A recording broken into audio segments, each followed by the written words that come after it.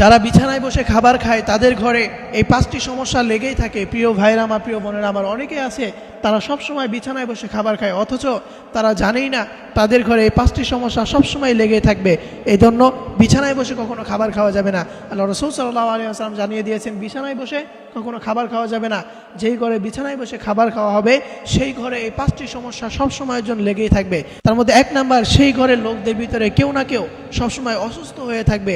এবং দ্বিতীয় নাম্বারে, সেই ঘরে যত টাকাই আসুক না কেন সেগুলোতে কোনো বরকত থাকবে না, সেগুলো তাড়াতাড়ি শেষ হয়ে যাবে। এবং তৃতীয় নাম্বারে, সেই ঘরে স্বামী স্ত্রীর ভিতরে কোনো কারণ ছাড়াই সবসময় ঝগড়া লেগে থাকবে।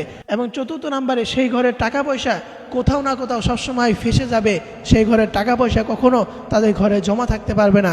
এবং পঞ্চম নাম্বারে, সেই ঘরের কারো না কারোর উপর সবসময় ঋণ জমতে থাকবে। প্রিয় ভাইয়েরা আমার, প্রিয় বোনেরা আমার, এই পাঁচটি সমস্যা ওই ঘরের লোকদের উপরে সবসময় লেগে থাকবে।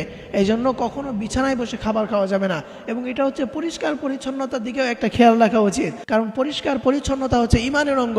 আপনি যেখানে শুয়ে আছেন সেখানে আপনি আবার খাবার খাচ্ছেন, এই বিষয়টা কখনো ভালো দেখা যায় না। এই জন্য বিছানায় বসে কখনো খাবার খাওয়া যাবে না, অন্যথায় এই পাঁচটি সমস্যা সবসময় লেগেই থাকবে। আল্লাহ তাআলা আমাদের সকলকে এই বিষয়টি বুঝে আমল করার তৌফিক দান করুক। সকলেই পড়ি আমিন।